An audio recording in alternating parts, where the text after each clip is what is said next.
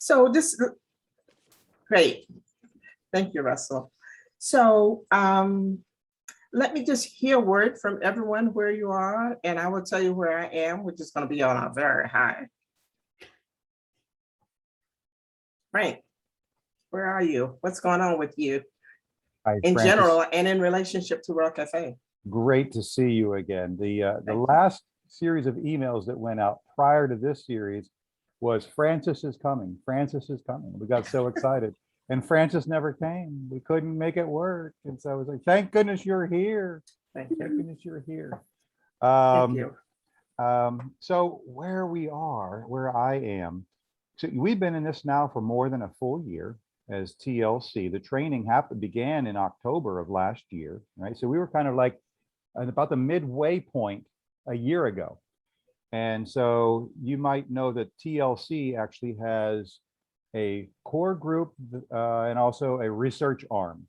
And we work hand in glove. And it actually worked out very well that we launched just recently, almost at the 1-year anniversary when we first came together, an opportunity to meet one-on-one with every one of the community of practice participants. And so that's where we are right now. And each one of the members of the core team and the research team are reaching out with the members who went through the training to see how they're doing, to what extent are they integrating some of the World Café practices in their daily lives and in their careers. And we're going to get together here on December the 7th and 8th. Basically, first time. Everything we've done has been on Zoom. We're going to get together for the first time. We're going to mask up and go together. We're so excited. Carol's coming to town. Arjuri's coming to town. Hopefully, Francis, you're coming to town. I hope Sharon Joe will have a dream about me coming to town. If it gets too cold, you'll be on a flight out of there. How about that? We have plenty of space. Just your body being here is the most important. You know how my condo expands. I have not written that out of possibilities. So, okay. So others, just a quick check-in. Thank you, Frank.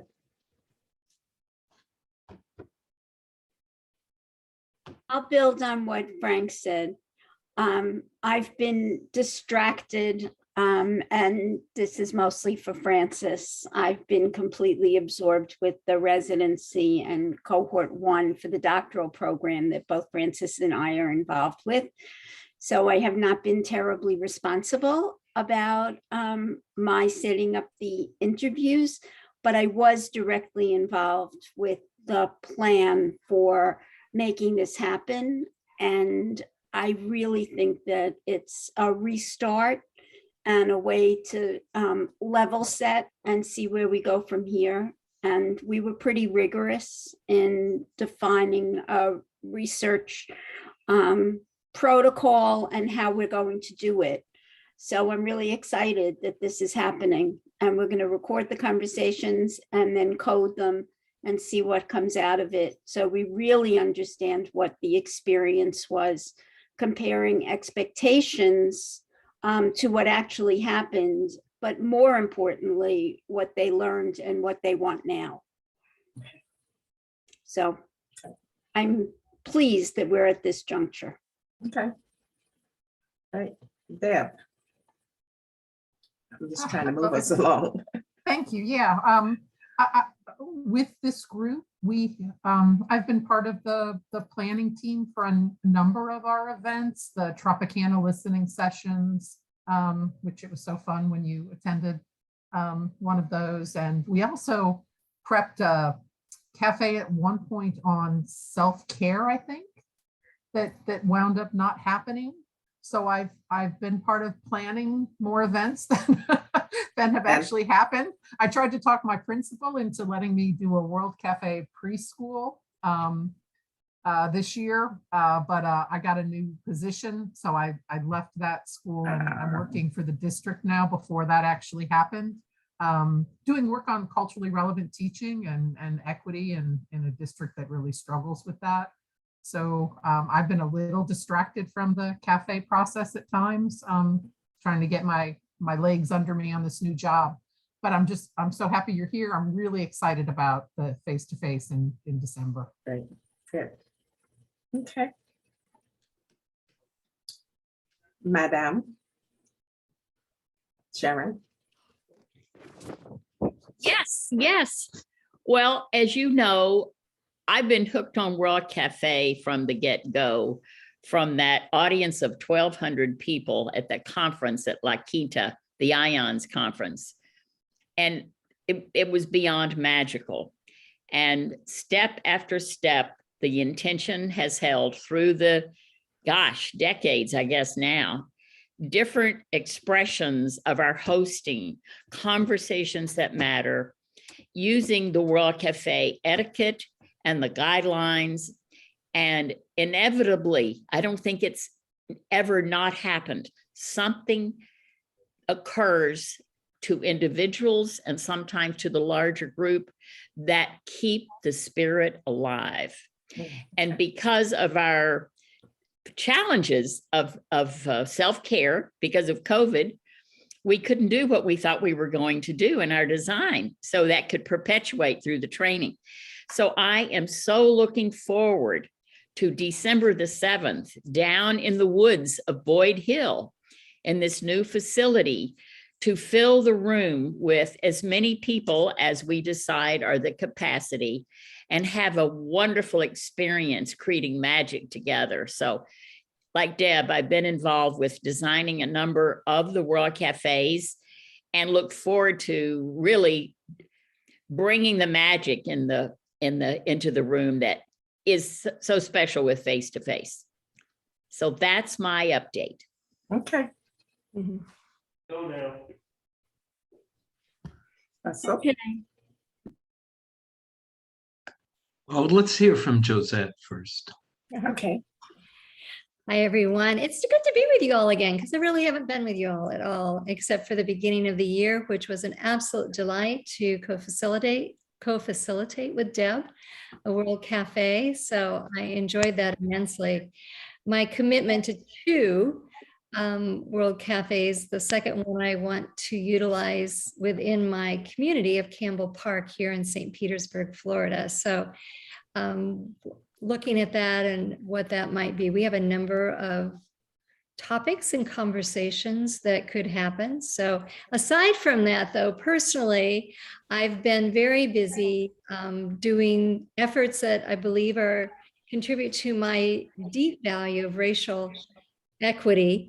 So I've launched the St. Petersburg Black History Bike Tour, and grateful for the media attention, because I've just been busy beyond belief doing bike tours, enlightening people with our Black history here, and understanding, the roots of systemic racism and the disruption of intergenerational wealth, and pointing people to Black-owned businesses. So that's been fun. And I'm also doing some DE&I consulting with a consulting firm. I just got off a 3-hour training with a client in Virginia.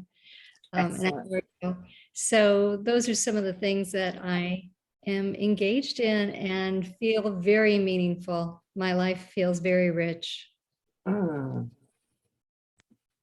Great. Thank you. That's so exciting. That's because your life is rich, Josette. It is. The feeling matches the reality,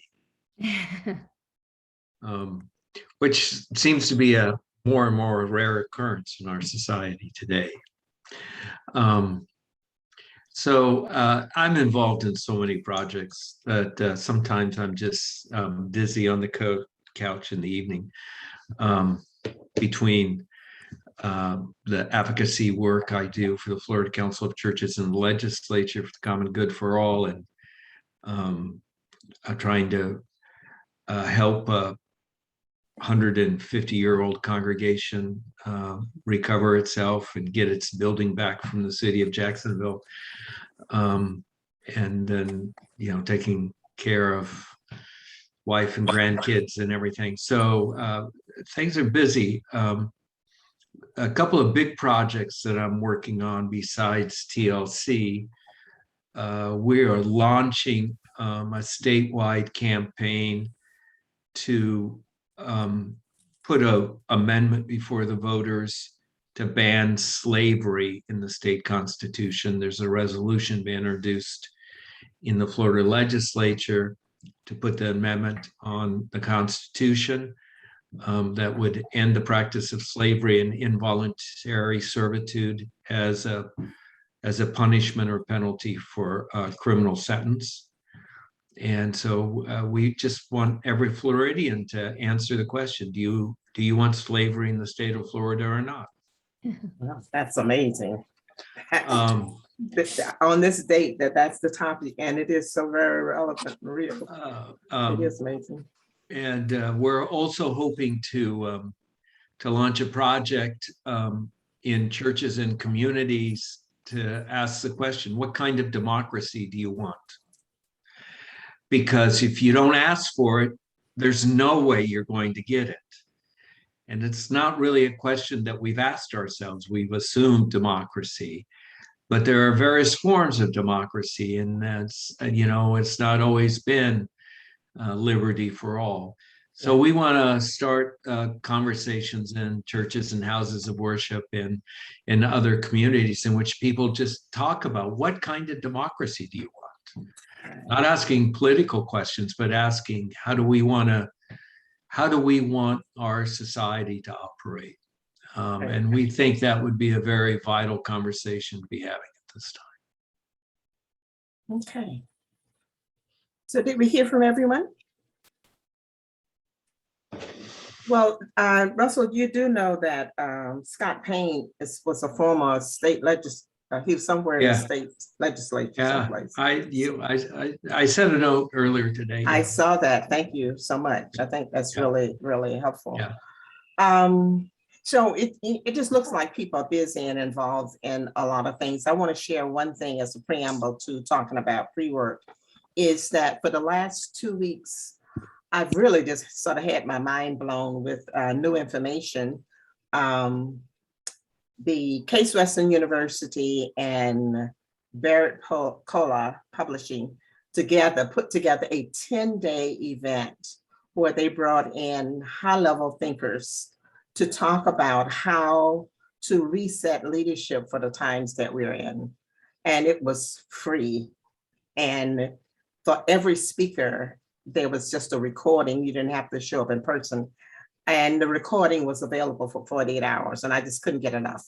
At the same time, Carol was involved in a conference called Evolve, and they overlapped for 3 days. So I came away, the reason I mention it is I came away with some really encouraging and fresh insights about how we are dealing with the work that we're in. And what impressed me most was how much I heard the language of flourishing. We used to talk about surviving, and then we finally got to being effective, then thriving, and now we are talking about flourishing. I even hear it in Russell's narratives. So the way that flourishing is being talked about now is that as we go into help organizations, not only help them to do what they're trying to do, but have organizations take part of responsibility, but help us to do what what we're trying to do. That it would be organizations that are helping to bring peace, organizations to help deal with climate, organizations to help deal with equity, et cetera. And if you think about it, that's the vehicle of how things get done in this country, is through organizations. So that's been very, very encouraging. But I've also been surprised at how many times I heard the word love. And I remembered that in the early 80s, Roger Harrison, a colleague of ours in California, wrote this article about love in organizations and how many of his colleagues challenged him on how that would affect his credibility. And today, you have all of the appreciative inquiry people, you have the future search people, you have Edgar Schein, you have all of these people talking about love as a vehicle, as the lens through which to see your clients. What's the consequences? I'm going to be co-hosting the ODN Award, Lifetime Achievement Awards next week, as a matter of fact. And my host and I are going to talk to people about the consequences of approaching your clients, the people you work with, through a lens of love. that you actually love the work, you love yourself, but you love them. It's okay to love them. So I've been quite pleasantly surprised about that. So let me talk a bit about this pre-work, and I will go through it pretty quickly since you have the information. There are just some points I really want to highlight. And the first thing I want to highlight is having us start to think about World Café, not just as an event or something that you put on, but you're trying to intervene on a process to make it better, because people are going to learn to ask better questions. People are going to learn more about including voices and about how to have meaningful conversations. So you're trying to change something in that environment, in addition to helping them with whatever they ask for.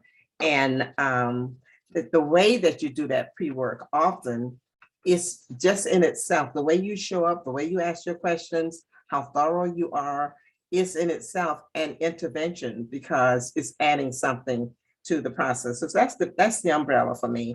And that when I think about pre-work, I think about it as action research, because the way that you're gathering your information by being reflective and feeding back what you see and identifying strength in the organization, you're taking an action already. That is an action in itself. So you're gathering the research, but you're also taking an action. So when you're in the middle of the World Café and the sponsors up talking, and they repeat something that you said on the first day they talk with you, you know that you've made an impression and you made an impact on the way that they think. So so my premise is that I really believe that most of the time we only touch the surface on what a World Café can in fact accomplish, and there are reasons for that. Sometimes clients, and I'm speaking of all kind of clients, come to us because they're looking for a new activity, something fresh and different to do. Sometimes I've had people come to me because I had a real estate person come to me because she was going to be meeting with her agencies and they were trying to think about how to up their sales. So she thought if she did World Café with them, it would be up in their sales. Sharon Joy, that was during the time you and I were collaborating a lot. And I said, that's not something. But sometimes people just have the wrong motivation. And sometimes people underestimate that you're a person who has some type of tool or toy to offer them, rather than a person who's working on change. And if we don't feel like we are justified, absolutely justified in being there doing what we're doing, that we have something powerful and useful, we fall into that trap of letting the World Café be underestimated. So one of my points is that over the time I've used World Café, I started out using World Café like everyone uses World Café. At big conferences, after the speaker, they wanted the discussion to be more meaningful. People wanting to do something new in their organizations around a problem. And then I started to notice that it's possible to do so much more. So I just started integrating it into my consulting. It's a part of my consulting now because I use it to help people open up their minds about what's possible, et cetera, as we move into the work. So it may come at the beginning of the work. It may come somewhere in the middle of the work. It may never be defined as World Café. I may just have a time when we want to have a meaningful conversation and I tell them how to do that. But what I found is that the concept in it, in its deepest meaning, has so much more to offer. And if we don't lock ourselves up into doing a World Café, instead of let's do the work that we're being called to do that's going to be helpful. And our basic model for doing that is having these conversations. I think that will become important. I want to make another assumption too, because even when we were doing the formal training, and I noticed when I come to be with you now, we always talk about World Café as going into an organization or helping solve problems. Most and often, I think for you, that may not be the case. It may just be a community action group that wants a one-time event, it may be that you're going to sponsor a World Cafe in a community because you know there's a theme there to be talked about. So when we talk, we're talking the ideal that calls for you to be able to adjust and modify what we talk about to the reality of the situation that you're in. I don't think I've ever sponsored a World Cafe when I initiated it and invited people as a public, but I can see where that, I know that Sharon Joy and the group did a number of cafes for years. And I think you probably set up the expectations of what those would be like. So people were loyal to knowing that they could go to this health food store, that place, and have a conversation on whatever's meaningful to them. But I just want to acknowledge that sometimes we talk about it in the ideal when it's that may not be the case. So so let me just talk about some of the challenges that I think I've started. And I said sometimes people just want something, a nice to have, or a little exercise. Sometimes people are looking for answers to what I call existential dilemmas that can't be solved. You know, when a person tells you they want you to come in because we want to talk about racism. Well, that subject is almost as large as the globe when you look about it. You can't just talk about racism, and you can in the abstract, but what is that going to accomplish? And sometimes people will call you in when their constituency is so emotional or in so much pain that people need immediate help and need immediate answers. They can't put aside those emotions to have you teach them how to have meaningful conversations. That's not a time when you can go in and do a World Cafe. What I would suggest, if people ask you to come in and be a part of their planning, what they're looking at, and you join them in there, just look at what they're doing, attend some of their meetings, at some point, you'll be able to introduce World Cafe as a more productive way of dealing with some of these when things have cooled down. But I wouldn't walk away from people because they don't know what to ask for. I would look for ways of how can I introduce it slowly in a way that they can understand as an alternative to the things that they've done. And sometimes people don't have the authority to do the work that they want to do. They're doing it because in their neighborhood, they feel things are going on. They would like to have a conversation, but they're not in a position to initiate policy and change.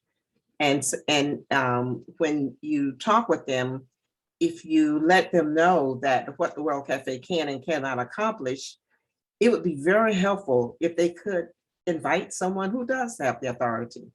How can you get closer to something happening because someone who can make a difference or who have the authority can be a part of that conversation? Or if not, if you can just get into a group and have a healing conversation, help people to get beyond some of their emotions, and then try to think more about what's possible.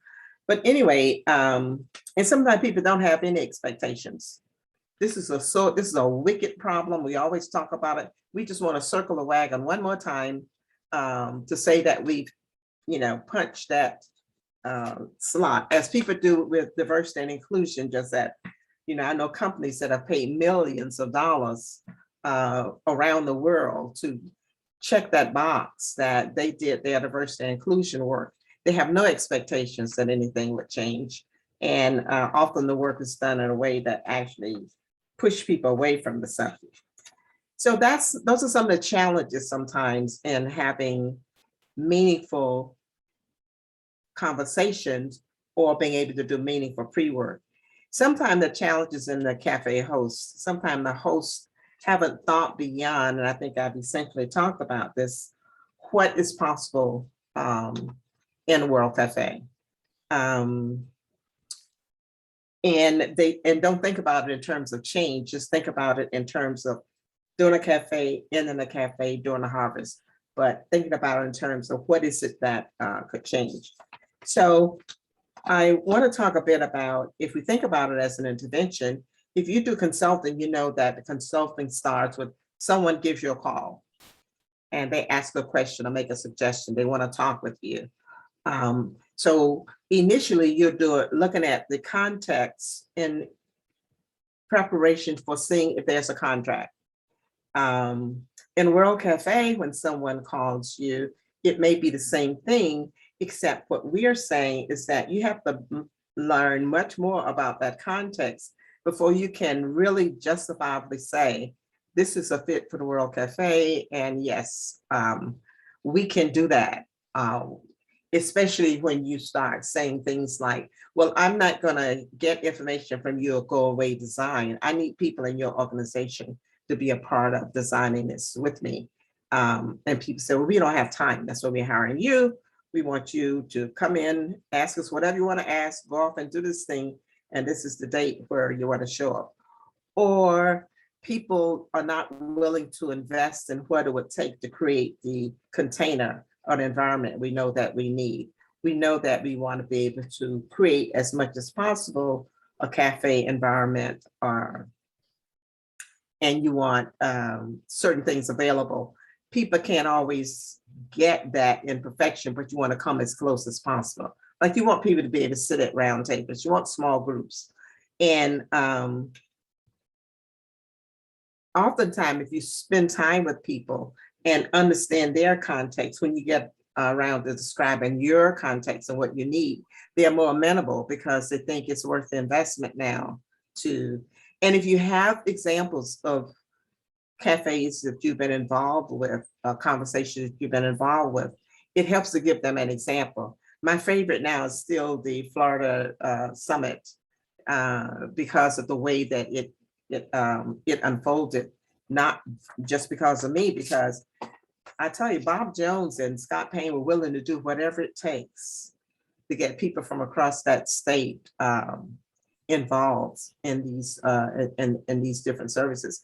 So Sharon Joy, I know that you were there. I can't remember whether Russell was there for not for that. Sharon Joy was there for. Douglas Bonar was there, and another woman, Terry Mott, and they have both said they sure would like us to continue. So thank you for bringing that up. Yeah, that to me was an example where the collaboration with the clients was just fantastic. As a matter of fact, when they invited me, Sharon Joy, the reason my name appeared on the printed program as Frances Mariah Baldwin, which was just funny to me, was that I actually went to talk with them to explain to them what the World Café is and how they could use it. I was not there to work for them.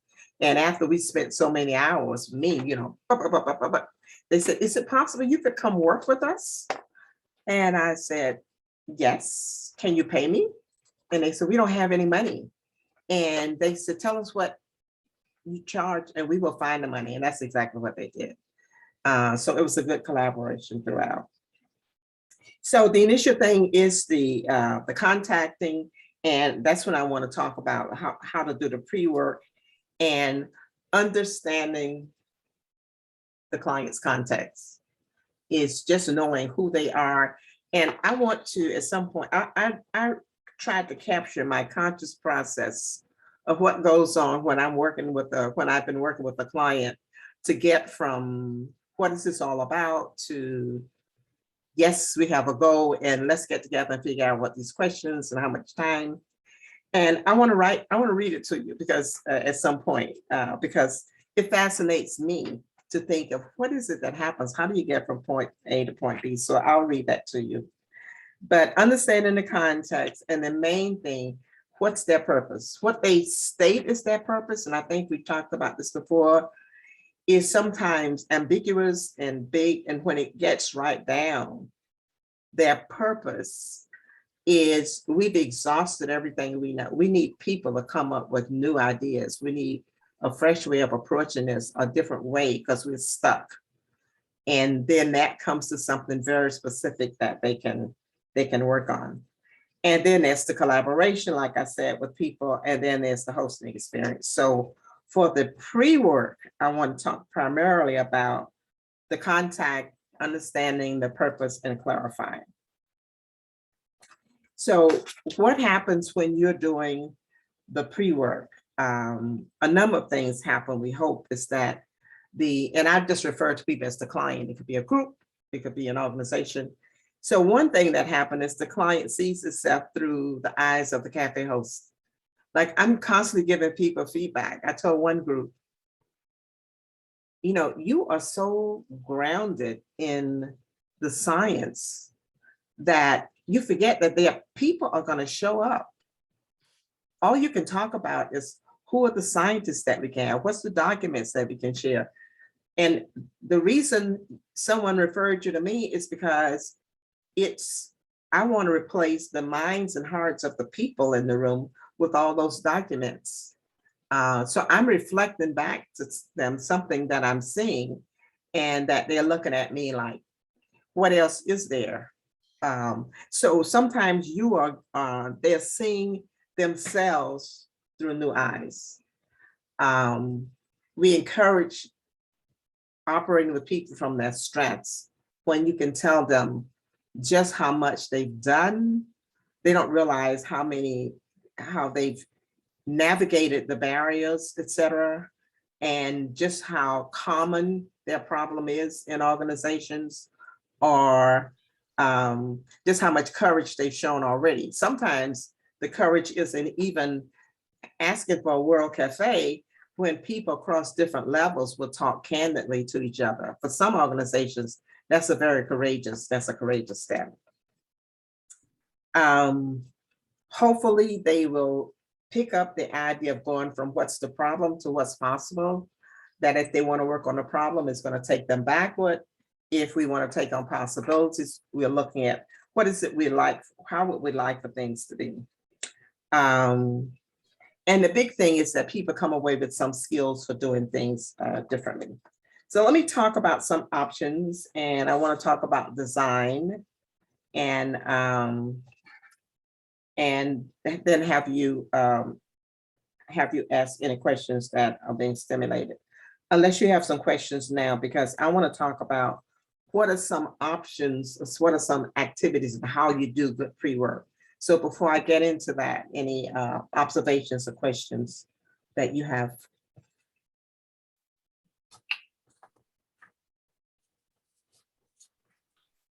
Francis, I have one. You mentioned sometimes you will introduce without using the words World Café. And I heard you say also that the World Café is often not an intervention. Is that what you said? You don't look at it as an intervention? I do look at it as an intervention. You do, but sometimes I do look. I Yeah. see. And If we fail to look at it as an intervention, then we sort of buy into minimizing what it can do. Okay, thank you for that clarification. Okay. If I could just build on that conversation you and Frank are having. If one of the things that I see World Café doing is injecting interaction across the whole spectrum of an organization. Right. And that by itself is an intervention, because the likelihood is that it's a rare occurrence in most organizations. Even today. Even today, very much. Even today. And with, there's a growing hierarchical thing happening in society. So in some organizations, there's even, it's even a greater intervention. Yeah. And so creating that environment for interaction across the whole organization, up and down and across and deep and within and all that. I'm interested in the kinds of pushback and fear that organizational leaders have had when they begin to sense that's what you're proposing, and then how do you address that fear? Okay. Yeah, let me respond to that now. Were you done? Yes. So sometimes people don't want what they are asking for, or they've underestimated what they're asking for. But let me tell you how people push back, because they're not going to say, we can't we can't open that up. We can't ask people to do that. They'll say, they're not going to talk to you. I can tell you right now, if you come in and ask people with me sitting there, they're not going to talk to me. And I said, so what I would like for you to do, if you're open to it, let's take that chance. Let's test that out. Because I like to interview people within the organization and plant seeds, and often find out, oh, just give me a chance. We'll talk, all right. So one of the ways people resist is saying they're not going to talk to you. Another way people resist is if I give them examples of the kind of questions I want, they would say, well, I definitely would want to send that out to them so they can be prepared. You just can't ask people to, to talk off the top of their heads. And they will also say, now you get into things beyond my, my payroll, beyond my whatever. So I just ask people to say, when they say to me, whatever there is, I want to say, you have just described the very reason you invited me here. So what you need to do is, what I need you to do is give me a chance to fail in the way that you think I'm going to fail, or for you to discover something about the people in your organization. So I usually try to meet them where they are, but challenge it, because that's the very reason that I'm there, is to do things differently. And I will ask them, what's the worst that could happen? And there have been times when, I had one guy who really challenged me because he had seen the World Café done differently, and he had his way of doing it. And I found out why he was very, wanted to control the questions, as an example. It's because when he opened up to talk about vision, people were so much pain in that organization. They only want to talk about the pain. And they only talked about the pain. They did not talk about my questions, but they talked about the pain. And we went with their discussions of pain, where it's coming from, what can happen. And we had sheets and sheets of paper. And it was he didn't have an option except to shut us down. But I mean, we were in a huge building with hundreds of people and a lot invested, and it just went. So in the end, it wasn't what he expected, but it was exactly what needed to happen. So I walked away feeling like I'd done good work, and he's never going to call me back. A year later, he called me back. And when he called me back, it was develop a part of what had really happened. He never acknowledged that that tension that we had, or that. And some people told me, said, Francis, we didn't give him a choice. When he said, maybe we should get someone else, they said, we want her to come back. So I think just staying with the resistance, and, sometimes in that resistance, there's something you need to know that you don't know. So if that answers your question. Francis, before you go on, I'd like to accentuate what you closed with, because I thought it was clear, succinct, and extraordinarily powerful. Because too often people invite help to fix a problem. And what you said is, what we do is we talk about what's possible. And that when you focus on a problem, it takes us backwards. And then you just gave this example. So too often people are calling for help and want you to fix something that they think is broken, rather than opening up the possibilities that you said was in that room, and then they called you back. Right. So I thought that was something I wanted to accentuate about the focus on what's possible rather than what's a problem, which takes us backwards. And I will always admit, if you're going to have 65, 100 human beings who have experience in this organization in a room, I cannot predict exactly what's going to happen. And whatever happened, it will be real. Because I also ask people to, I really want to understand that they want to do this and not punish people afterward. I don't want to invite people. That's my agreement with them, is that, first of all, they've invited me here, but I hope that, people will feel open and you will value what comes out enough that people would not be, oh, of course not. So I haven't had that as a problem, but yes. Okay. There may be something else around that, but let me just talk about some options.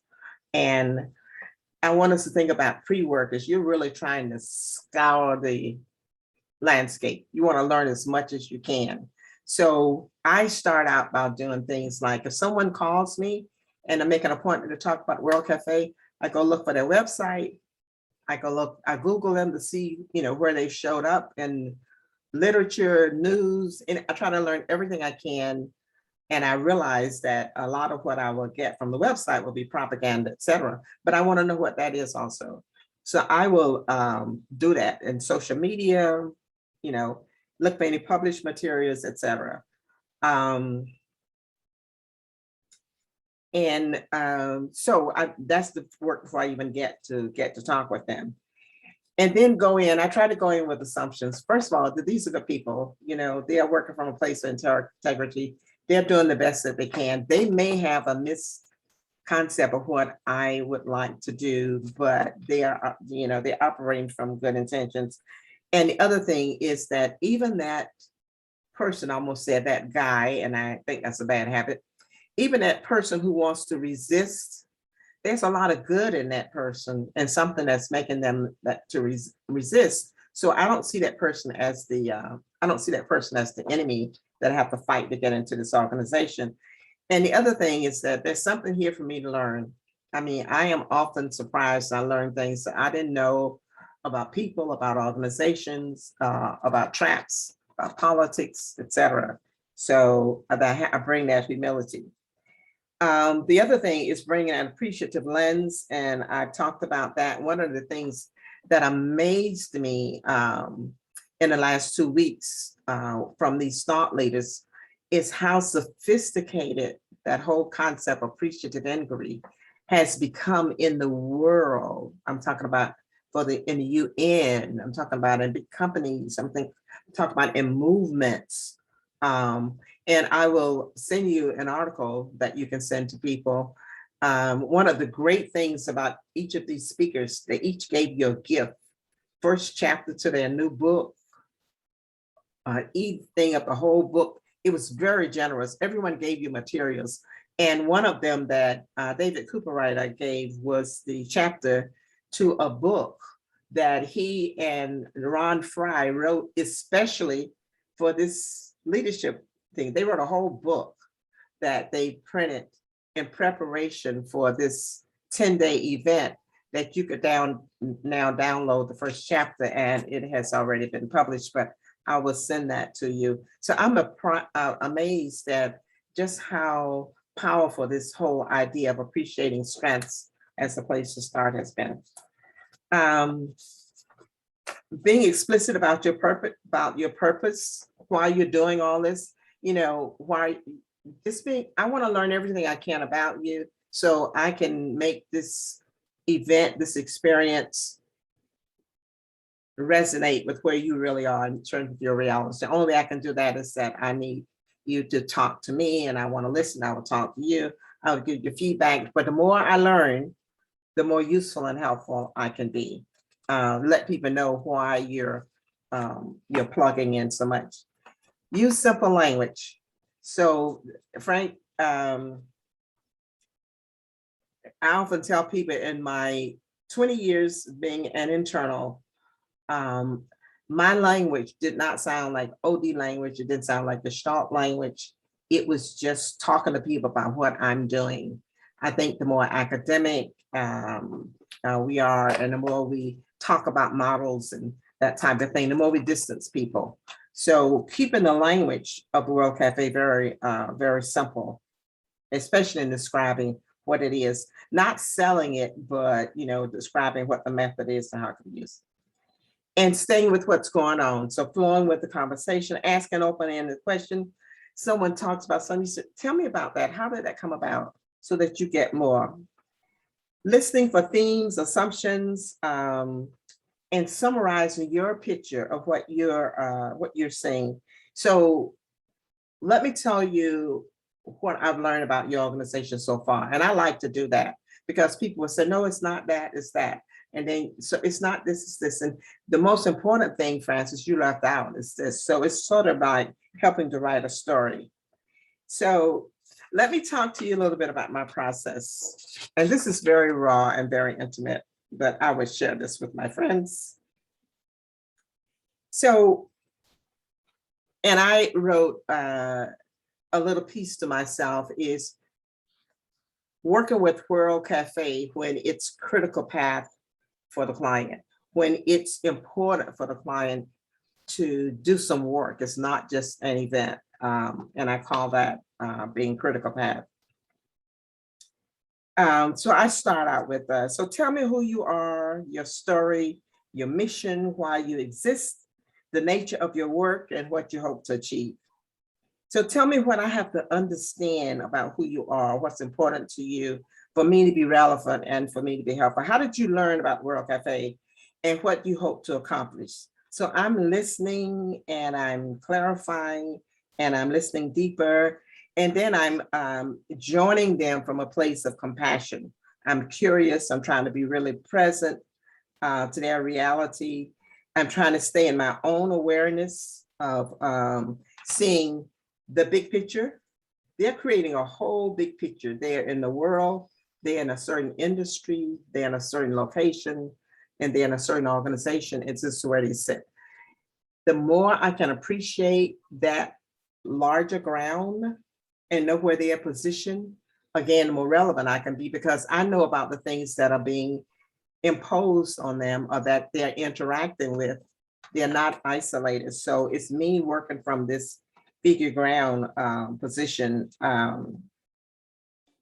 of looking for what's going to pop up. So then there's a little residue of things that keep creeping in, you know, they're not as invisible as people think, like the person who keeps telling you, I'm not authoritarian, or I'm not a strict leader, I'm not this. And then you keep wondering, why does she keep saying that? Why does she keep saying that to me? Why does she feel I need that? And then I feel this tension. There's this little tension in me and this little gap, and I wish I could put my finger on. I wish I could figure out what it is. And I always say to myself, Francis, every tangential story feeds the whole field between us. So every time they want to go off on a little tangent and tell you a story, it's feeding the whole field. Every time you go off on a tangent, as I'm known to do, to tell a little story, it's feeding the field of relationship between us. So it's good to let them tell their little stories. So I'm feeling for these little hubs, the clustering ideas, what I'm noticing, and then the inquiry began to take some kind of shape. It has a face, it has limbs, and all the time I'm paying attention to what's happening inside of my nervous system. When my stomach starts to churn a little bit, these are like reliable signals that that I depend on. It may be obvious and it may not be obvious, but there's some conflict, some contradiction that I'm hearing. And it doesn't matter at this moment what it is, or even if I have an insight about it, I'm not going to say, you know what I just realized? Stay with it, because it needs to stew and keep growing there. So the first time you get that aha feeling, it may not be the time to share it. Just make a mental note that you felt something, that it happened again, and it certainly points to a theme. Then I'm trusting my gut, that not rushing to tell you, just holding that tension. And then I say, let me tell you little snippets. Let me tell you little things I'm noticing and hearing. And I don't have to make a lot of sense. I just want to throw out triggers that they will connect to. And I notice what triggers them. And then they start. And then I say to myself, wham, there it comes. It's not necessarily a question right now, but it's a comment. And sometimes it's from a very quiet person. Someone, not me, reframes a comment that someone has made or raised a question, and that they raise a question which there is no answer, but you know it's important, that it has a vast resonance someplace. Someone just, what if, or why don't we? And you know that you're onto it. And that's when you start getting the stuff that the questions are going to be made of. So that's my internal process. I go through it all the time. You know, I'm just sort of like a sponge, and I'm listening to everything, and I'm paying attention, and my body just signals me. And I hate to know what goes on with my face. It's so telling, because people will stop and say, did I say something wrong? And right now something's working in my head. But I go through this process, and I trust it, and something rises to the top, not necessarily me, but from the client. I want to share that with you, because I know that everyone goes through some kind of process when you're open to discovery and it comes up. One of the challenges in working with me is I go through that process alone. So last week when I was working with the team and we were doing a presentation on melancholy, what is the source of melancholy and how does it differ from depression? And through this pandemic, what role has melancholy made, not only in our problems, but aesthetically, et cetera. So I had given my outline of what I was going to talk about in relationship with everybody else was going to talk about. 30 minutes. We are reviewing what's going to happen before we let people in. And someone said, Francis, when you talk about, I said, what are you talking about? They said, you said you're going to, I said, that was 24 hours ago. Let me tell you what came to me 3 o'clock this morning. And it's wonderful. It's just incredible. It's exactly what needs to happen. And people think I thought of it. It just comes together. So that's my process. And sometimes that happens in the room with people when you're noticing things. And sometimes it happens on the way to it. And sometimes it happens to someone else. The medical guy who really thought that, you need to send the questions ahead of time. We can't ask them that, blah, blah, blah, blah, blah, and all of this. Finally asked the question that just penetrated everything. This creative epidemiologist asked the most incredible World Café question. I can't remember what it was, but because he sort of got into that process. So I wanted to share that with you.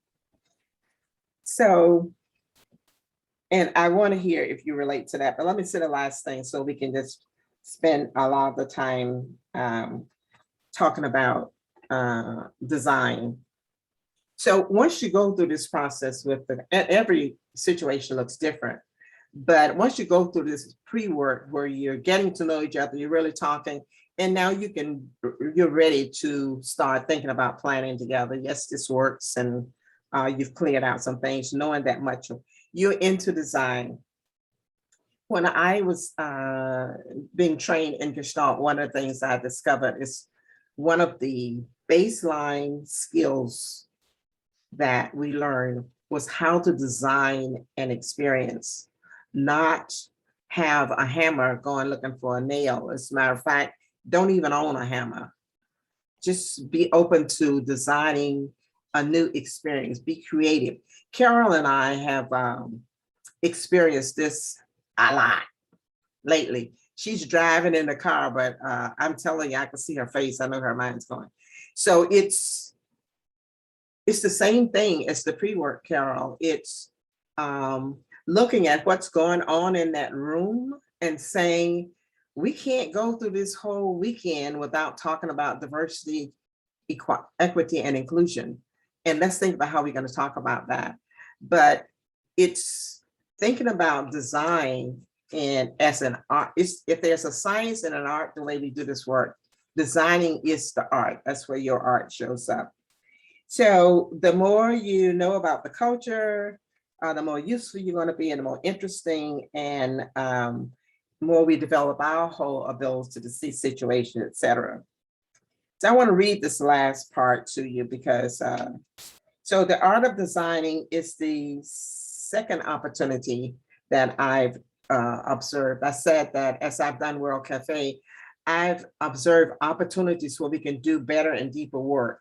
The first one is in the kind of pre-work, the kind of preliminary setting the stage that we do before you do any designing at all. And the second is how we go about designing. I think that's the next big opportunity. So what I talk about in my training as a Gestalt person, it was the key learning. Being present to the reality is the mindset you want to bring. So design, the way I'm using the language here, includes the planning, the collaboration with the client, team building with your co-host, crafting questions, structuring the cafe, the harvest, and the closure. All of that is a part of being in a designing mode, because all the time you're deciding what you need to do, how you need to be. So in this talk, in the management reset group, there's an architect named Bruce Ma, M-A-U. And I told someone, this is the second architect that I've learned so much from. I've discovered that if you look at the way architects look at designing to situations, designing for situations, we can learn a lot about designing ourselves. So he's the second one. So he said, this is what he said about designing in his new book that it's copied on your document. Designing is putting things into context. Sharon Joy likes that. Now you're going to hear Sharon Joy repeat that many times. Designing is putting things into context. The core of design is demonstrating my understanding of someone else's experience and problems. So when we design, we actually design the way that we live and take responsibility for it. Your life is a design life. We live in a designed world. These things are not happening by some decisions and by some things coming together. It's designed. So when I design, I'm showing the customer or the client that I understand their reality. And the more they get that, the more they join you, you're just creating that field of understanding when you can say something back to them and they say, you get us, you got us. So that's Bruce, and his book is Designing Massive Change. And when he was talking, you can imagine, I was jumping out of my seat when he talked about design in that way. So I'm going to stop there and take a breath and listen for your comments. Is it Deb? Thank you. And everything that I've talked about is in that document, I guarantee you. I did it for that reason, because I think it would be good to hold on to. But I sort of want to hear your comments and anything about your own process, about design or anything that I said. I want us to have an open discussion as much as possible. And I also want to talk about, so we don't fail to get to it, just in a few things I've talked to you about. I suspect that the most useful thing for this community right now is to have a project, is to have a World Café that you're working on. Talking about and learning is good. The thing that really, I think, gets you going and helps you to know whether you're applying is to have a World Café that you're working on. So that's why I'm reaching out, trying to connect you with people and situations. And I don't have many, I want to make every contact that I can for you in Florida with people who, because you never know where it's going to come from. Because I think that's what's going to get community going, energized, and get you knowing that you're applying. So I feel confident that's going to happen, but I just think we need to create as many possibilities as possible. So Francis, I have a leading question. At least you know it's a leading question.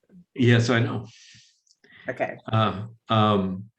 You've talked a lot about the pre-work in an organization.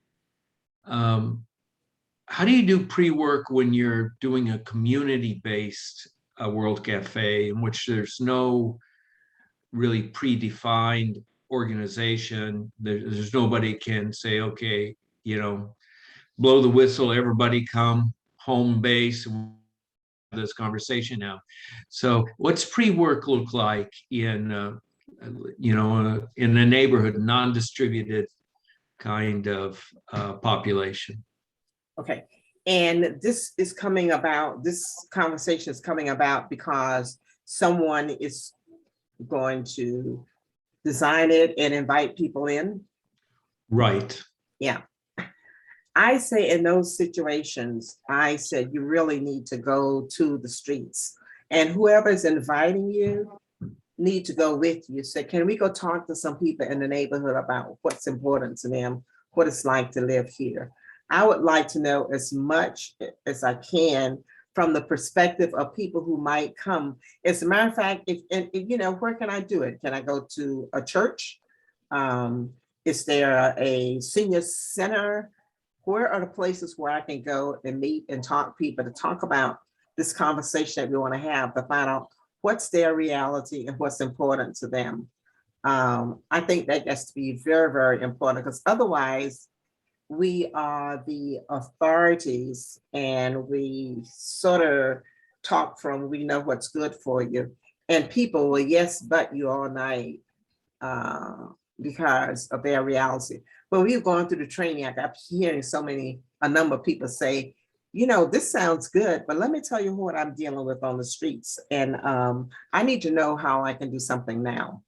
And that's what it's like when you go into a situation where you don't know people's reality and what's uppermost for them. So I would say gathering the most information, learning, I would learn something about the politics, because if it's a situation where the politics are raw and bad and people have been disappointed so many times, how do you convince them that what you're talking about, what you're trying to do, is going to have any meaning? So that's my take on that. It's the same thing that you're doing for the December 7th meeting. You're going to talk to every single person to get a grasp of their reality, what's important to them, before you design and come together. So it's the same thing in a community situation. And I would find out who the leaders are, not the people in lead positions, but you ever watch, anybody here ever watch I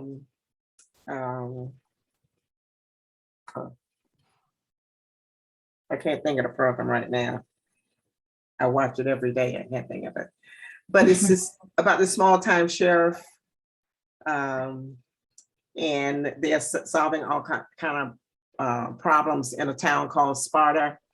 But nobody got it yet? Okay. But anyway, in this, what I like about this story is there's the police chief and there's the whole staff, there's the council, and then there's the attorney. When they want to know something, there are two guys down in the ghetto. They go down and they talk with them and they build some trust with them. So they will tell them what's going on. Sometimes they can't even admit where they got it from, but I just like the way it's so grounded in reality in terms of what you what you have to do. So that's often true in a congregation. You have the people who've been elected to be leaders of the congregation and the council members, but usually there's a grandmother someplace or a civic leader someplace, and they're the tone setters, right? yeah, They're the influencers, I guess it gets said. Yeah. And if you don't have a conversation with them, and they don't feel like they're part of it, they can undo everything that could come out of the cafe conversation. Right. And so finding those people, being sensitive to them, asking people, who should I ask? Who should I talk to? Right. Absolutely. People know who to talk to. If you ask them, they'll tell you. They really will. Someone. Yeah. And they may have to give up some pride to acknowledge that the real deal, is at the 7-Eleven store or whatever. So, but yeah, I think you really must talk to people before you get to those situations. You know, I think about you talk about church. You want to talk about the most complex organization I ever tried to work in was church. I mean, it just blew my mind. I thought I could take these OD and group skills into church. But there was a woman in my church, she the member of the board, she invited the pastor. That's how he got there. She was like his godmother. When I wanted to know what was really going on, I would call Frances Harnett. And she could really, and she'd do it from a place of empathy that she understood why people did what they did. But she said, let me tell you what's really going on. And I can tell you, it's been such a void since she's passed away. But now I got the pastor's executive secretary in my front pocket. She needs somebody to talk to. I never violate a confidentiality, but I know what's going on in my church. But you got to know and be able to build a relationship with those people. Yeah. Very good. Thank you. Other questions? Yeah, comments, anything. Yeah, Frances shared a lot. I did. I spent a lot of time thinking about this, and I said, why am I working so hard? I don't know any other way. If you know how many times I rewrote this thing and just trying to cover the waterfront. It's just who I am. So Oh, it's an outline for your book. it really is worthwhile. I'm sorry, Amy's not here to ask me, can she print it in the she did not see the announcement, or she would have been here. Yeah. Frances, I thank you so much for your thoughtfulness, your commitment, and your generosity to give us not only good enough, but wanting us to have your best.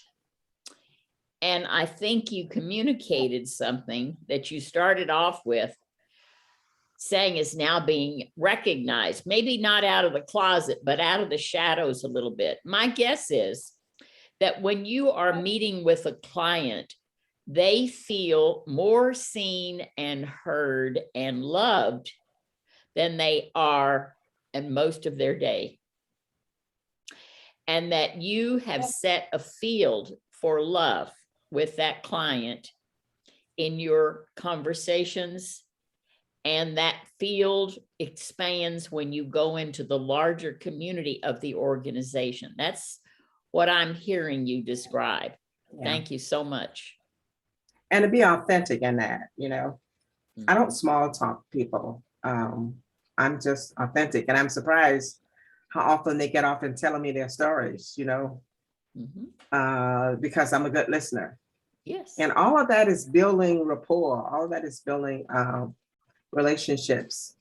When I left the work with the thyroid group, the guy who heads up, what did I say, epidemiology at the big health club in Jacksonville, said, if you ever have anybody in your family with thyroid disease or thyroid cancer, you call me. And I thought, what a privilege, you know? But it is that ability, I think, to be, and people can tell when you are attentive to them. So anyone else? Kara, are you with your grandchildren?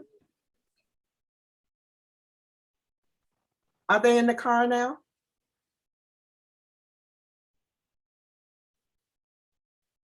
I'm just wondering, she just seemed so undisturbed. I didn't unmute. No, we've been riding here all the time. We're almost getting there. Okay. And I've heard it all, and I put a note to you, but to everyone in the chat. Okay. So you're not driving, are you? No, Mike doesn't let me drive in California. He doesn't trust the drivers or me. I just wanted her to share that little personal item with you. She's not allowed to drive in California. Oh, what a blessing. What a blessing. Okay, anyone else? I want to, again, thank you. I'm having a bit of an aha listening to you tonight.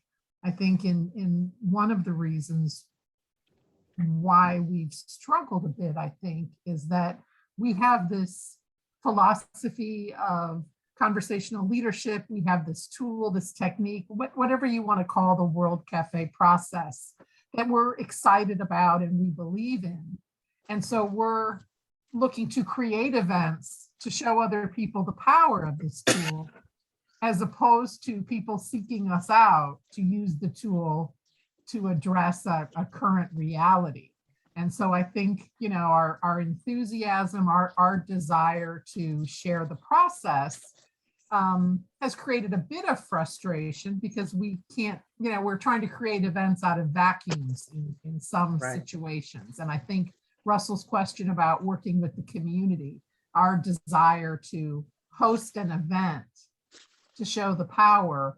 And it isn't like there aren't millions of issues out there that our community needs or wants, but we've got to identify the group, the issue, the people, the experience of reality first, and bring people, our process in. So right. I thank you. It's helped me a little to understand why I felt some struggle in the work we're doing. Yeah, and people need to know that you're there. See, there's no question in my mind that there's just opportunities that out there dancing like trees, but there's no connection between you and those opportunities that people knowing you're there. That's why a person like Scott Payne and his colleague, and I still want to get to Bob Jones, because even though he's retired, that summit, they do something every year, and they're doing activities all the time. I'm sure they can use, you know, help with facilitators and, you know, introducing World Cafés, et cetera. So it's just really getting connection, because actually those are the best circumstances when someone comes to you.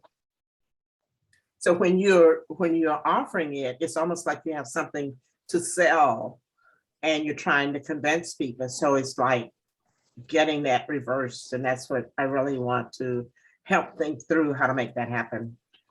Francis, I don't know the currency of your, not the transaction currency, but the timeliness of your contact with Scott Payne. Excuse me, because when I followed up several months later, he said they're no longer meeting. Yeah. So what happened was Scott Payne had heard of World Café. As a matter of fact, I think it's when the summit advanced people reached out to Scott Payne to be helpful. He suggested that they do World Café because he had heard about it and had seen a couple, et cetera.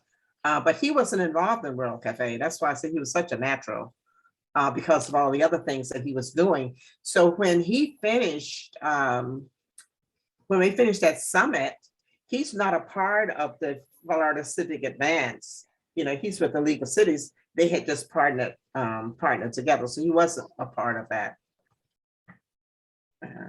And I remember telling him about you because I was with him when you came to pick me up to drive me to the airport after that on a rainy day. Okay. Yeah, that's sort of, that was just, so, and the other thing is, so, you know, he wrote a blog for years that's now been shut down, but that's why I knew all the things he's involved in, which just really relate to you. And now, like I said, he's going off and doing this diversity and inclusion. I think that's one of the most fertile grounds for this work is in the work around diversity and inclusion. I think if people could find different ways of talking about the issues. When I did the module in Bowling Green that, I don't know if Carol was actually there when I did the module on inclusion, I think so. But what I did is I didn't want people to talk about race. I just wanted to talk about what stops us from talking about it, but to talk about what it takes to be able to really talk about it. So I just gave them tools for talking about it. So I talked about humility as opposed to competence, and I talked about grace. So I had them to write their own sort of what I call a state of grace contract, that we want to be able to talk about our differences when it comes up naturally. We want to be able to make mistakes and talk about that and fit back and just set some guidelines for themselves. And after they wrote it, I said, oh, I've heard all that before. It sounds good. What's going to help you to be there? And we talked about being in a state of grace, just the idea of that I'm going to allow that Frank is going to make some mistake. As far as I'm concerned, as a Black woman, Frank is likely to say something that he has no clue, that has an edge for me, or that, that feels offensive. So if the state of grace allows me to say, I want you to know how that came across, and for him to say that wasn't my intention, and me to let you know that when you use that language in other situations, you're going to get the same. But us to talk about it and be forgiving and move on. So I think that the whole area of diversity, inclusion, and differences, these tools that we have about how to be in conversation, especially about going from what's the problem, the itch and the pain, to what's possible, I think it has the greatest potential. I did that presentation to the Diversity Council of the Carolinas years ago. And they loved everything about me talking about World Café as a way of dealing with this issue, until they invited me back to one of their first meetings. I could not believe these people. They were having a meeting. It was in a big bank, and they were having a diversity meeting, and they had invited managers from different parts of the bank to come in. And this one white man said something, and three people in harmony jumped down his throat about his language. You this and that. I said to myself, holy Toledo, it was open whether he would come or not. He came to the meeting and they attacked him. And I said, that was not a very strategic move. If you're really trying to accomplish something, it looks like you're just looking for an opportunity to beat the hell out of people. And of course, they discounted me and never invited me back again. But I was just really glad that I got to say it. And I didn't realize I said it in front of their managers, their HR leaders. So it was pointing up a problem that was pervasive throughout diversity work. But yeah, I just think it's a place where there's a lot of potential. Francis, I use some of these techniques in my classrooms at the university. I teach sociology, and inevitably the curriculum is going to lend itself to a dialogue and looking through a lens of race and ethnicity and diversity. And so each one of my classes now, I actually begin the first 2 days before we get into any curriculum. It's really for the students to co-create a declaration of a learning community. Yes. And it's amazing what the students will on their own contribute, because everybody has to contribute a bullet point to this document. And then we will massage it together and collaborate on it. And this becomes our guiding constitution for this class.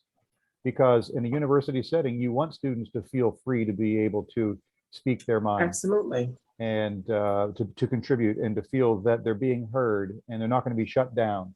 And, right. And if you say something and it might be taken the wrong way, that we can pause for that moment and allow an exchange of gratitude, or say, that hurt my emotions or feelings. But we all understand that this is a safe space. We can make this happen. And, right. And I've been using that for a couple of years now. And I'm finding the students during the time when they give feedback on faculty, they will often bring that up as something that they really cherished in their classroom, is this right. opportunity to co-create a document like that. Right, absolutely. That is exactly the same concept of having creating a state of grace that we talked about. Yeah, absolutely. And I think the value is to be able to stay in that tension and talk about it. I tell a story about working with the Stanford MBA class at Stanford Business School.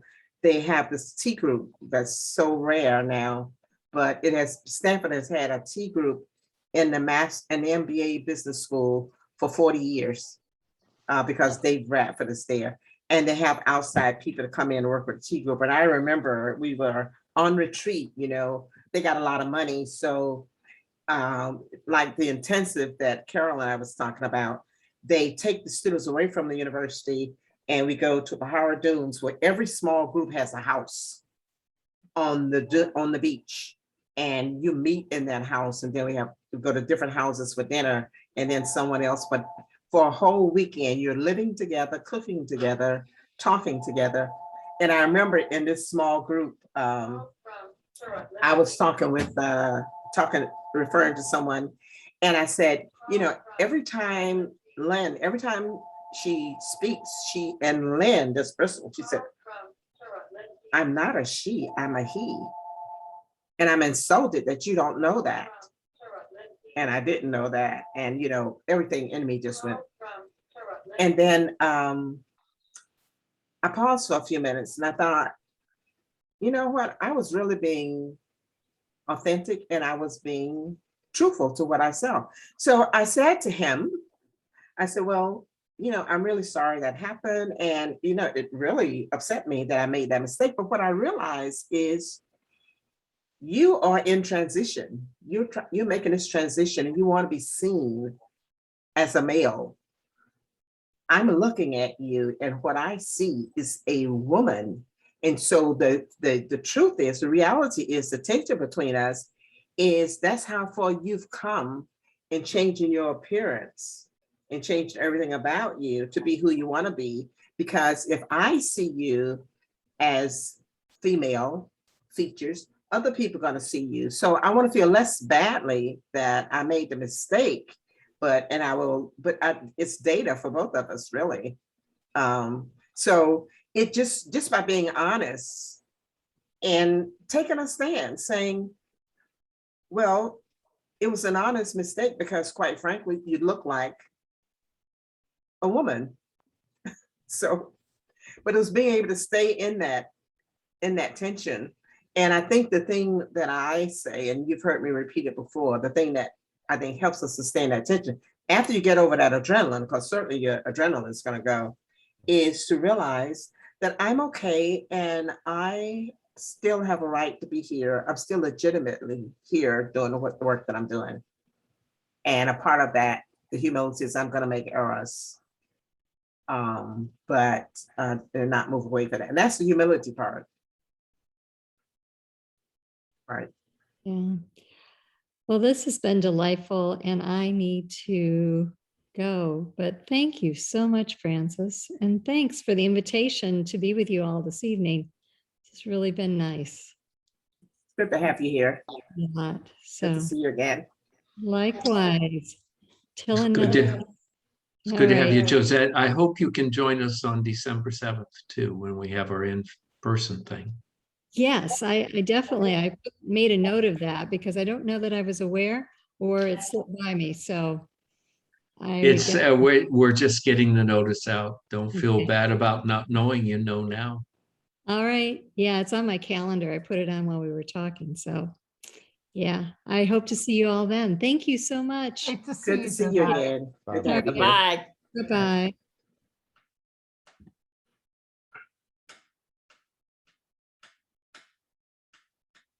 So let me see what's in the chat. Oh, I just dropped a link to a recent publication called Saving Grace Oh, I that like really sort of doubled down on the kinds of things you're talking about. that. Yeah. And I've heard a couple of interviews. I haven't read the book yet, but I listened to the author through a couple of interviews recently. And, we certainly lack grace in public spaces in so many places. And that's, one of the important things that I thought she was saying is really a lesson that has come out of Dr. King and so many other people, and that hate poisons you. It doesn't poison the one you hate. Right. And so learning, I love this slide, of not giving rent-free space to things you don't like in your mind. And that's a pretty popular activity today, giving rent-free space to things you don't like in your own mind. I like that. Rent-free space. Right? And realizing that, there are a lot of things that can set any of us off in this world. And if we just let them stay in our psyche, that we're not doing anything to affect them, or we're just hurting ourselves. And so Eating away at ourselves. Eating away, yeah. I had that thought. It's so interesting because most of you know that I spent a number of years, I was at least about 3 years, I was ill and off the radar. I wasn't involved with any professional work or anything. And then when I came back, it was always very slow. And so I say for years, people sort of forgot that I was out there. And then about 8 or 10 years ago, Sharon Joe, they rediscovered me. So now I'm like everywhere, right? But one of the things I discovered, especially in these last 2 weeks, is how important who you're spending your time with and what conversations you're having, even who you're reading, because, I'm just connected with these people and they're saying, oh, are you on LinkedIn? And these people who are just growing my thinking. And I'm thinking, these are the kind of people I need to be spending more time with. I'm enjoying the people I spend time with. But, we're talking to each other, but sometimes you need to stretch out. But I think that's true. And those things you let in and let just fester there. So important, like the news. Well, I'd like to pick up on this creating a state of grace for our communities. And I think some of the words you've used tonight too, Francis, are an invitation for our city of St. Petersburg.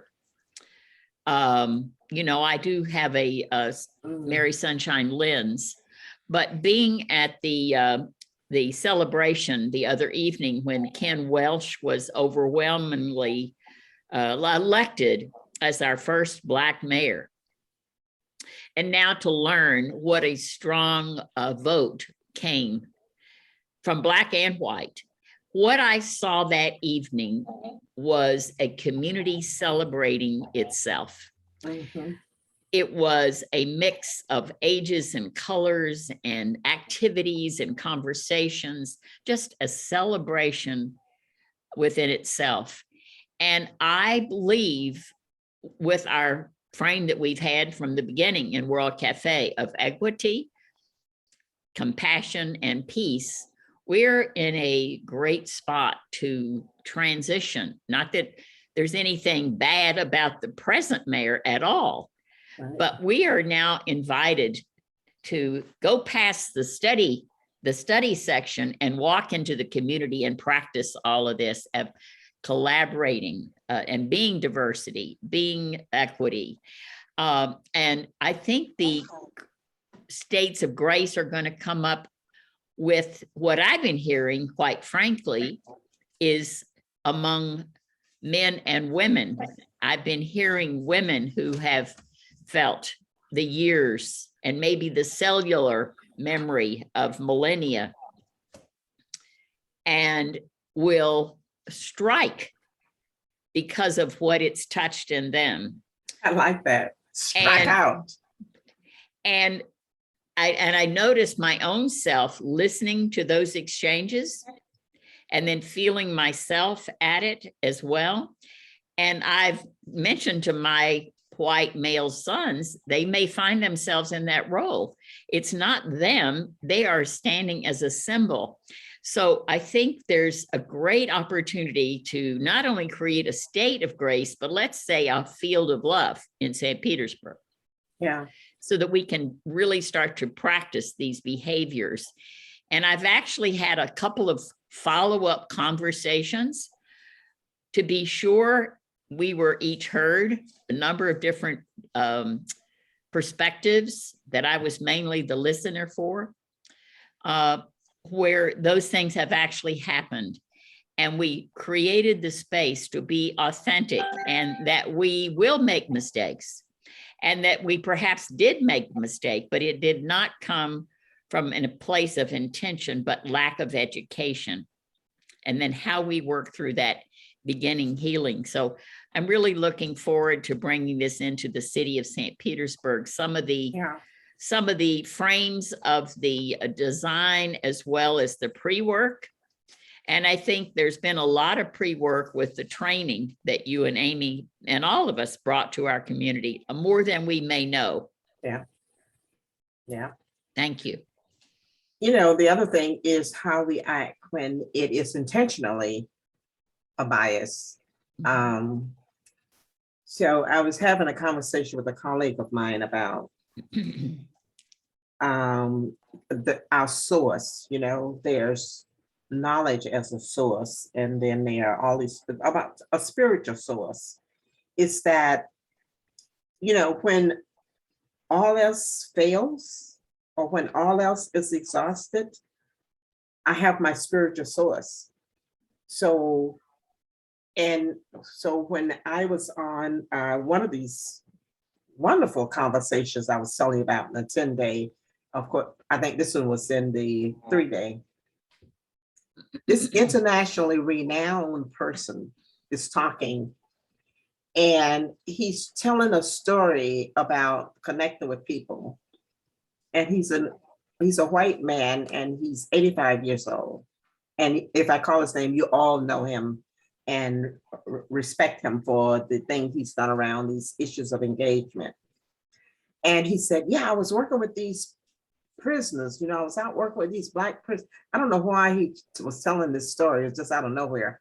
I was working with prisoners and I was relating to them. And I knew I had arrived when Charles said to me, nigga, let me tell you something. And it was so out of context. And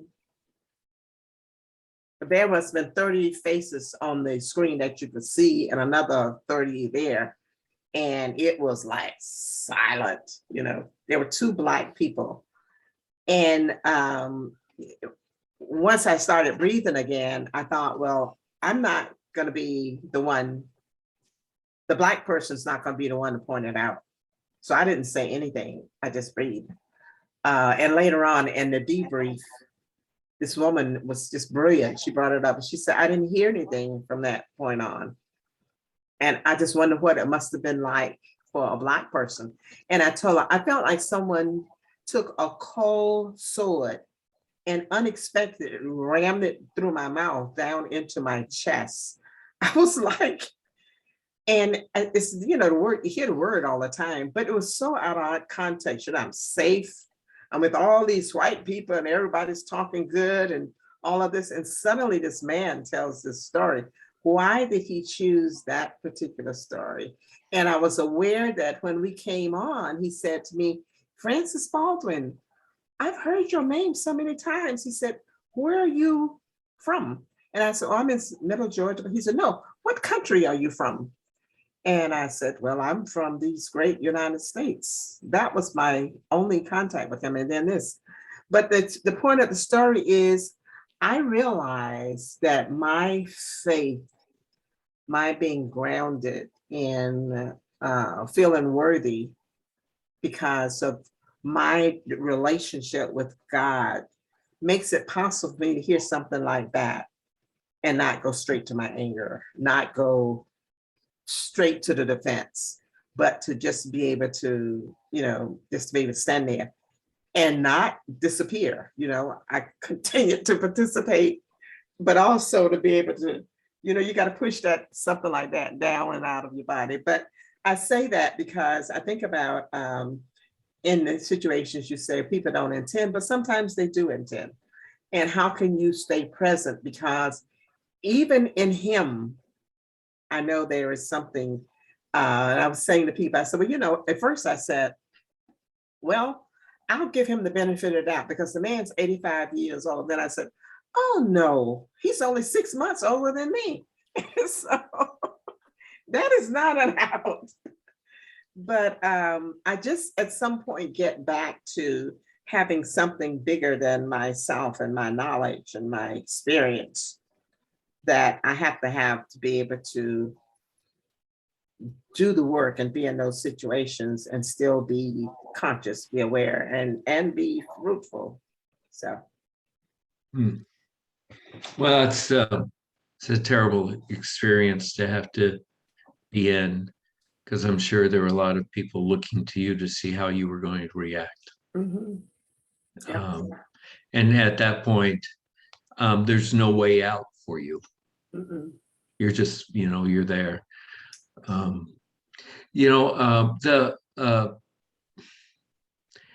had a wonderful call today from a dear friend. I think everybody else knows him, Imam Askia Akil, who just was checking in on me.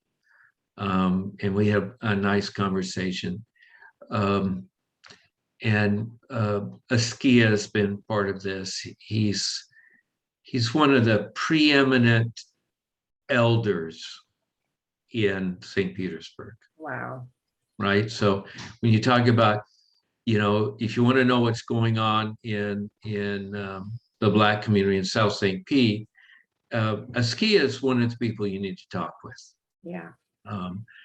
And we're very close. And I was honored to have his call. Ken Welch is already under the gun, and he hasn't been sworn in yet. Now, Russell, what does that comment mean? Well, there's a lot of hope. So already there's a major money interest to get him to sign off on a new raised baseball stadium on the waterfront. And, the power brokers and the money people are lining up behind, because it will be under his administration that the fate of Rays is sealed.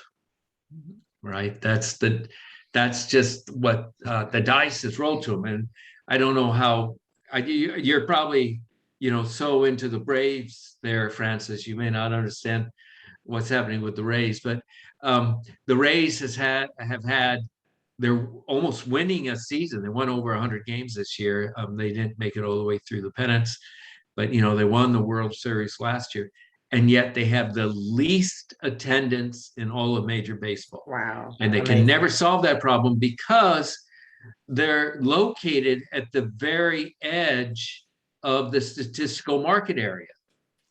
And so being able to draw people in and where they are and how much money it costs, that's one of the things Askia and I talked about. Going to the baseball game is not cheap. There's no 50-cent bleacher seats that existed when I was a kid. And so you think about how much public dollar would go into a new baseball stadium that would be just drained from all of the things that the mayor could do to help improve housing, neighborhoods, and et cetera, being swept up by really a game the city doesn't support in terms of attendance. Yeah. And so that's why I say Ken Welch is already under attack. People are coming at him, and they're going to be playing on the race card to leverage things. And so part of what we're going to be seeing going forward is, is how the system wants to contort and bind the hands of a Black leader. Oh, yeah. And he knew this when he decided to run. So this is Oh, not yeah, a he had been on the county commission. He's this nobody's is no fool. surprise, right? It's no surprise. It's nobody's It's no fool. surprise to him. That's politics. That's That's why politics. I just don't know what it take for someone to commit themselves to politics. And I know that it's people who really, really want to make a difference and they think it's worth it and all, but it's just the game that but yeah, he's of course he's under the gun. The mere fact that he's Black, Right. that this pours in all kind of assumptions and games, etc. So yeah, if you notice when I was writing my note, I said then mayor. Yeah, Because I saw that. I saw well, that. I was so proud of myself. I was looking up the name of the mayor to put it in, and then I saw that the election. This was the same day of the election on the next morning, and I read that story and put it in. Yeah. So I guess what I'm saying is, as TLC goes forward and we look at things, and Sharon Joy has spoken about sort of the hope and the new spring and all that with him, but then there's this other side of how do we create the community conversations that are really supportive to flourishing Right. and love, Yeah. to counteract the power broking that's going to be trying to bind him. Yeah. And so we're in politics too. That's my point. We're in politics. Unfortunately. I can't resist asking, Russell, if you and Askia talked about the sort of the polarity in Ken being elected by such a big margin, but none of the charter amendments that dealt with equity and creating a more equitable and progressive St. Pete passed. I mean, they all failed. Yeah, no, we did not talk about that. And I don't know what the margins are by which they failed. But I do, one of the trials we have right now is how to deal with truth in our society, and the full history, and not just partial histories. Look, Chiquita wants to join us. And so that's, I think World Cafés can be a setting in which we can explore the fullness of history. Yeah, I think so. Okay, with that, I need to say goodbye and take care of my Yes. children. Yes. Look like it's that time when life is creeping in. This was wonderful, and I Thank think you. it plants seeds for all of the possibilities. I always enjoy being with you. And if I just find this person who wants to come to Tampa, is it Tampa or St. Pete? On December 7th, where will you be? St. Pete. In St. Pete. If I just find this person who wants to come to the Sunshine on December 7th, I will absolutely try to come down for that. I haven't given that up. Wonderful. Yeah. At my Our own hearts- expense. Our hearts are open to you. Yes, I Thank would you so love to do much. that. I would love to do that. Or if that isn't the time, trust that whenever it is a good time, we will make the space Yes. and a World Cafe, Francis. Right, we can convene, absolutely. Yeah. So, Who will check in with Chiquita? I mean, she dropped in, she heard that we were tying up, and so then she left. So can Deb or Sharon Joy? I will follow up because she was in my cohort, Okay. and we're working together on the Dali conversation on Oh, December good. the 8th. Good. Excuse me. yeah, Francis, you need to pay thank you. attention to that cough, Miss Sharon Joy. Thank Thanks so you. much, I enjoyed it very Francis. much. And Look Russell forward for to- helping to organize this. It was a lovely evening. Thank you both very, very much. Thank you. Thanks, Russell. Fireside chats. It's always- Fireside chats. Yes, it's always helpful to talk with Russell. That's so generous. Thank you. No, it is. It's very helpful talking with you. And Miss Rich- Sharon Joy, who Rich dreamed, conversations. yeah, Thank Yep. you, Francis. Absolutely. Have a good evening, a good weekend. My weekend starts right now. Yay. Enjoy. Yay. Enjoy. Thank you. Blessings, Bye blessings, all. blessings. Thanks, friend. Bye-bye. Thanks. Bye-bye.